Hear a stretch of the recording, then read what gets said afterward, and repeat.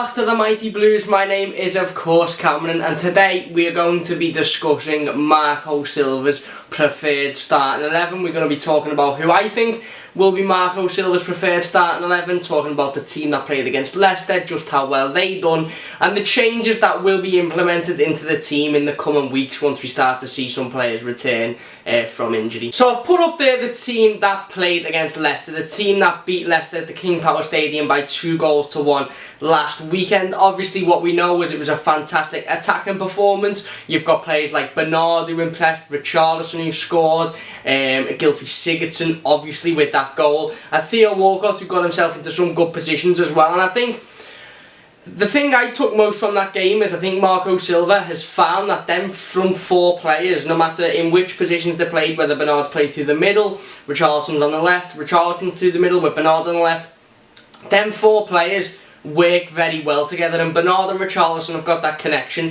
Gylfi Sigurdsson's allowed to be played in sort of a more free role, and he's got time to turn on the ball in the midfield, as he's shown. And Theo Walcott's getting in the correct positions as well, and I think obviously we've still got Cenk Tosun to come in, and I think Cenk Tosun done well when he come on against Leicester. You could see that he was our natural striker. Before that, you know, Richarlison played very well, but he didn't really look like he was the striker. He looked like he was an attacker, but not the striker, whereas Tosun come on and adopted that sort of point. But out of the attacking sort of options that we have and the attacking players that we have, I do believe that Marco Silva will be looking at them four players to be his main attacking threats, and in whichever shape he decides to play it in, whether he decides to play a 4-4-2 with Tosun as well, or whether he decides to play the same formation that he's played all season with Bernard, Richarlison, Sigurdsson and Walcott. I think they are the four players that are going to feature the most this season in terms of attacking wise. Now we just take a little look at the defence for a minute. Obviously there's a couple of players that we know need to come in. Yerry Mina, of course, we signed for £34 million, I believe it was. It might have been a little bit less, a little bit more, around that sort of price,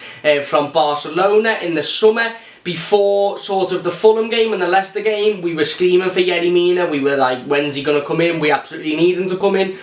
When is Yerry Mina fit? Because he needs to play. I actually put a poll on Twitter yesterday talking about centre-half, and said when Mina is fit, which may be the Crystal Palace game after the international break, who would your preferred two centre-backs be? And 50% of the votes were actually Keane and Zuma, and Mina wasn't there. So it says a bit about Everton fans. I think we're starting to realise now that Michael Keane is playing very well and Kurt Zuma is playing well as well. But I do think, and I have got a feeling, and I'm sort of not certain, but I'm almost certain that Marco Silva will feed Yerry Mina in. It mightn't be as quickly as it would have been previously, because obviously of how well Keane and Zuma are playing, but you will see at a point this season Yerry Mina start to get a lot more game time, and he will adopt one of them centre-back positions. I'm pretty sure of it will, and for me I think it will be the position to replace Kurt Zuma. There's a few things that go into this. Obviously Kurt Zuma's here on loan from Chelsea. Michael Keane is impressing and has obviously signed on an Everton contract. He's an Everton player. Yerry Mina is, I dare say, signed on a big contract and brought in to sort of solidify this defence. So it's only the sensible option for me for Marco Silva to take Kurt Zuma out, and sort of, if one of them has to play sporadically and the other two are sort of the main centre-halves, that sporadic player to be Kurt Zuma, because he is only on loan. He's clearly said, you know, that he isn't looking for a permanent move at the minute. That might change, don't get me wrong, and he is playing really well, but it will make more sense to take Kurt Zuma out of the team and, you know, have him playing in cup games and him coming on every now and again to fill the spaces, than to sign a Yerry Mina for £30 million and have him sitting on the bench and not getting in the team over a player that we know is only going to be here for sort of one season. So having mentioned that, I've then replaced up there, I've put up there now who I think will be Marco Silva's preferred starting 11. We'll go from goalkeeper. So I've got Jordan Pickford in goal, of course. I've got Lucas Dean at left back. I've then, like I just said, I've got Yerry Mina and Michael Keane at centre backs, and then I've got Seamus Coleman coming in at right back. I think the Seamus Coleman one is pretty self-explanatory. We seen the mistake that John Joe Kenny made against Leicester. I don't want to go too much into John Joe Kenny, because I think he can be a good player and he has got the potential, but I just don't think he's quite there yet. And I think when Seamus comes back, he is going to go back into that role at right back, and he is going to take his place, and it's going to take a lot of fighting from John Joe, and maybe he's capable of it, I don't know, but it's going to take a lot of fighting from John Joe and or another right back that may or may not come in January to take Seamus's place, because, you know, okay, he's been a bit shaky this season, he hasn't been brilliant and with the injury and stuff, but over the last years he has been consistent and he's been a very good footballer for us. So moving into the midfield, I've gone with a pairing of Idrissa Gana Gueye and Andre Gomes. Now this was another position that I was humming and hawing about. I don't want you guys to think I've just threw in Mina and Gomez for the sake of it, because we've signed them, because again, Andre Gomes is on loan, and for me it was a toss-up between Andre Gomes and Tom Davies. Now, Morgan Schneiderlin's obviously in that conversation as well. I don't think Morgan Schneiderlin's quite good enough. I just think he's a little bit slow on the ball, a little bit slow to turn, he's not quite fast enough, but obviously Tom Davies and Morgan Schneiderlin are in that conversation for that other place next to Idrissa Gana Gueye. And with Andre Gomes coming in and how exciting of a player he looked when he was at Valencia, I know he didn't get much game time at Barcelona, but we all know he is a very good footballer and he's an exciting footballer. I do think he has to play and he has to be involved, and again, that might be a situation where he plays a few games, he warms him into the team, he sees just how good of a player he is. Maybe because he's on loan, it's not sort of a situation like Mina where he sort of has to become one of our centre midfielders because we're paying him a lot of money and we've bought him for a lot of money, so he has to prove that. But I do think he will just outshine the other midfielders. I do think he is just a naturally better footballer than Tom Davies and a naturally better footballer than Morgan Schneiderlin. But like I said, I think that one is split, to be honest. I think Tom Davies will play an even amount of games as well as Andre Gomes. Like I said, Tom Davies has took the captain's armband for quite a few times this season. Marco Silva hasn't been scared to change the team, and you know, we've only seen the same team twice, and that was the Arsenal game and the Fulham game. Other than that, it's been a different 11 sort of every week. We've seen him go from making 8 changes to making a couple of changes, and within them changes, Tom Davies has took the armband a lot of the time, especially with Seamus Coleman out injured. So I don't think necessarily that Andre Gomes is going to come in and Tom Davies is just going to be summoned to the bench until Gomes gets an injury or he can't play or whatever. I do think there'll be chopping and changes between them two players, but I think preferably if you're playing a big team, if you need your strongest 11 out, I think Andre Gomes takes that place. So like I mentioned briefly before, the top 4 are attacking players. You've got Bernard, Richarlison, Sigurdsson, Walcott, Calvert-Lewin, Cenk Tosun, Niasse. You've got all these players to choose from, but I think what was very clear in the game against Leicester, at the weekend, was just how well Richarlison played.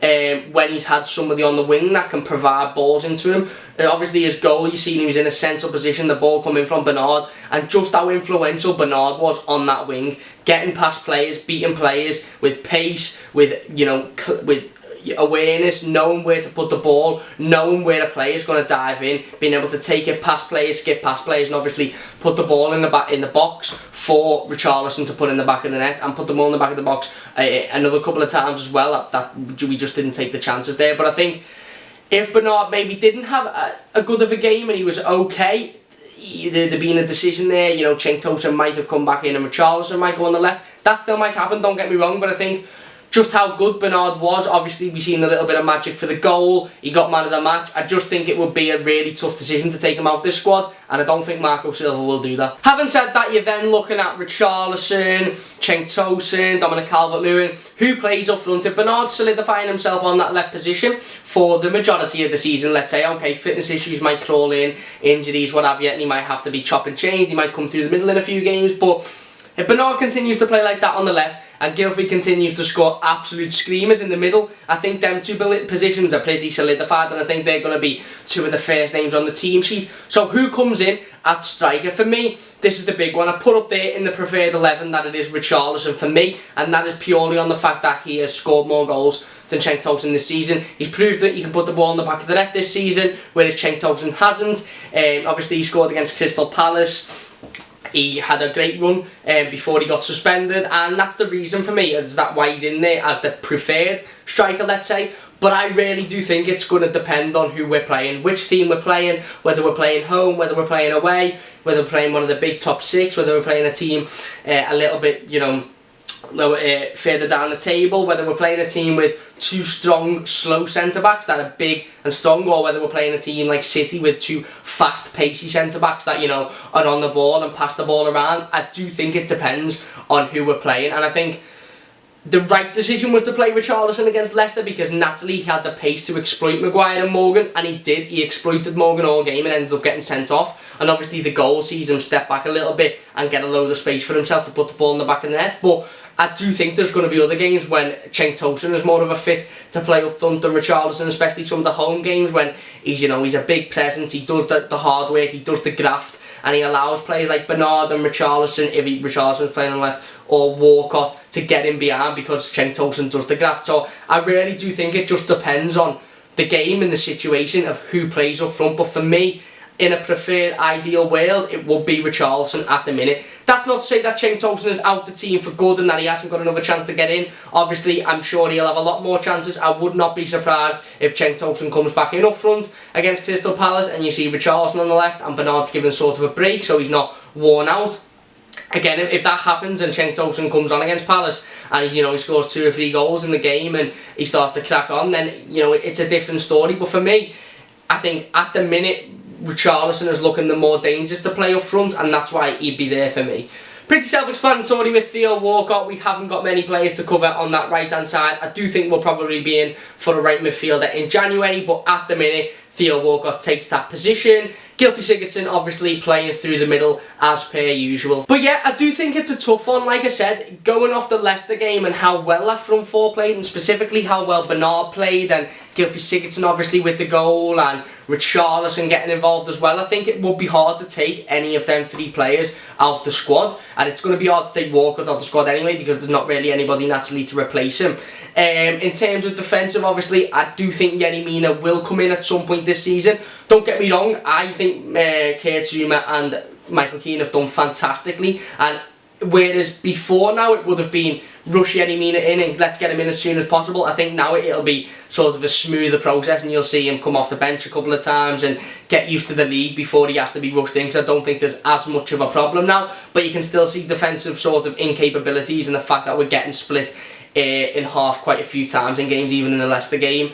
So I do think Mina will come in. The Gomez and Davis situation again is a sticky one. I think it will be a chopping and changing between them two and Morgan Schneiderlin as well. But I do think on paper Andre Gomez is going to be the midfielder that just generally is more experienced, a little bit better on the ball, a little bit quicker, a little bit more decisive, and therefore will take that place. Having said all of that, I have gone for Seamus Coleman as my captain. I think within that preferred starting 11, Seamus Coleman is the candidate for captain. Let's be honest, he's the most experienced in an Everton shirt. He knows the club inside out, and out of the players that have been touted as captains by Marco Silva, he is the only one that I've included in the preferred starting 11, so he takes the armband. So let me know what you guys think in the comment section down below. I am aware that it is a little bit premature to be sort of guessing his preferred starting 11. Obviously we've still got Coleman, Mina, Gomez to come into the team. We haven't even seen Mina or Gomez in an Everton shirt, so it is a little bit premature to sort of be predicting these things, but it's always nice to sort of get an idea. And I think with how well Bernard